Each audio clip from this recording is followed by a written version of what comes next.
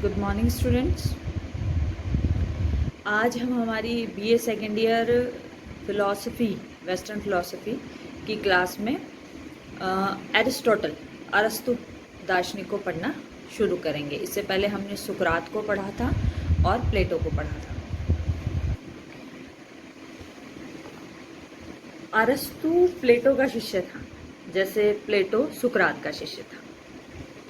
लेकिन अरस्तु के विचार प्लेटो के विचारों से एक तरीके से हम कह सकते हैं कि बिल्कुल या यह कहूँ बहुत हद तक उससे अलग हैं, और साथ ही हम ये कह सकते हैं ज़्यादा व्यवहारिक है।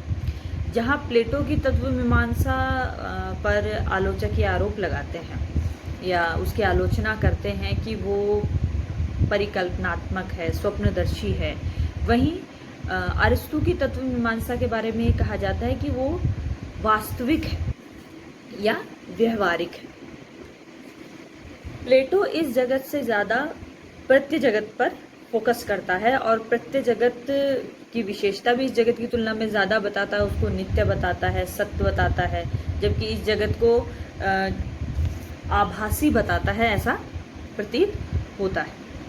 जबकि अरस्तु का दर्शन हम एक तरीके से कह सकते हैं इहलौकिकवादी दर्शन है, क्योंकि अरस्तु का पूरा प्रयास इस जगत में हो रहे परिवर्तनों को समझने में रहता है। वो इस जगत में हो रहे परिवर्तनों की व्याख्या करना चाहता है। वो ये देखना चाहता है कि इस जगत में जो चीज़ें बदल रही हैं, घटनाएं घट रही हैं, उनका कारण क्या है, और इसी चीज़ को हम आगे जाके अरस्तु के कारणता के सिद्धांत में देखते हैं।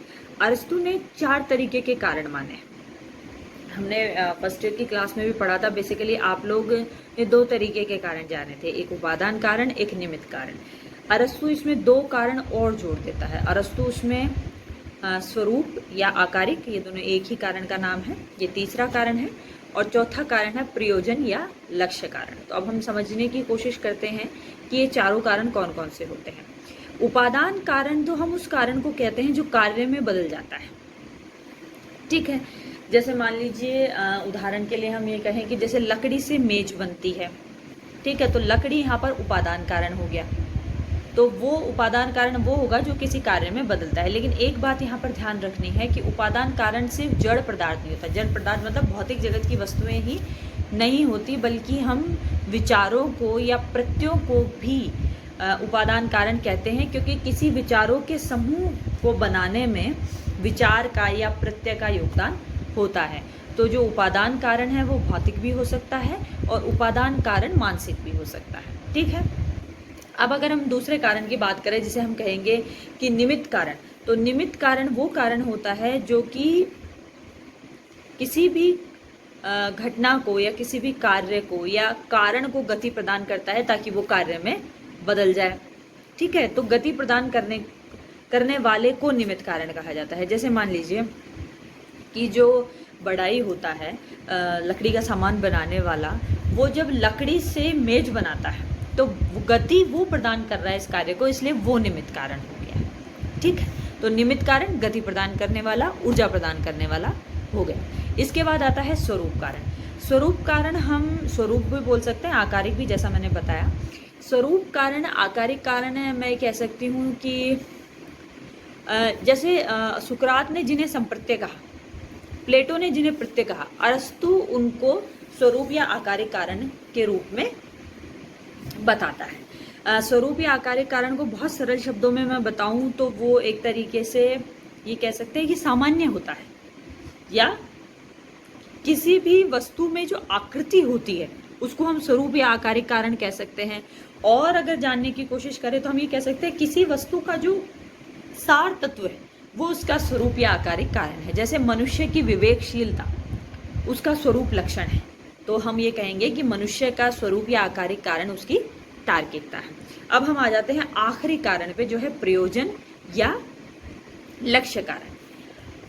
प्रयोजन या लक्ष्य कारण वो होता है जिसमें उपादान कारण तब्दील हो जाता है, या फिर ये हम कहते जिस वस्तु को हम बनाना चाहते हैं वो वस्तु ही प्रयोजन कारण होती है। अब एक बार मैं एक एक एग्जाम्पल से आपको समझाऊं। जैसे उपादान कारण का एग्जाम्पल लकड़ी हो गया या प्रत्यय हो गया, ठीक है। निमित्त कारण बनाने वाला कुंभकार हो गया, बढ़ाई हो गया।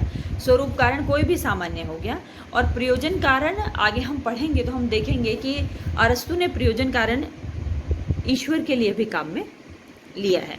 अब अरस्तु ने इन चारों कारणों को दो कारणों में बदल दिया है, एक उपादान कारण, दूसरा स्वरूप कारण। वो ये कहता है कि जो निमित्त कारण है, स्वरूप कारण है और ये प्रयोजन कारण है, ये तीनों ही स्वरूप कारण का ही एक रूप है। क्यों? क्योंकि जो स्वरूप कारण है वो निमित्त कारण के मन में रहता है, तो निमित्त कारण से स्वरूप कारण को अलग नहीं किया जा सकता। इसके अलावा निमित्त कारण स्वरूप कारण की वजह से या आकारिक कारण की वजह से ही उस वस्तु का निर्माण करता है, जिसे हम प्रयोजन कारण कहते हैं। तो वो अरस्तु के कहने का मतलब ये है कि इन चारों कारणों को मैं दो कारणों में समायोजित कर सकता हूँ, वो है एक उपादान कारण और एक स्वरूप या आकारिक कारण। यहीं से अरस्तु के दर्शन में एक और समस्या जन्म लेती है कि वो उपादान कारण और स्वरूप कारण के बीच में संबंध को बताए। तो यहाँ पर जो उपादान कारण है हम उसे पदार्थ कह सकते हैं और स्वरूप कारण को उसने फॉर्म कहा है। अब हम नेक्स्ट क्लास में इन दोनों ये कि क्या उपादान कारण और स्वरूप कारण के बीच का संबंध उसने बताया है और कैसे इस समस्या से उसने इस समस्या ने उसके पूरे दर्शन को प्रभावित किया है। Thank you.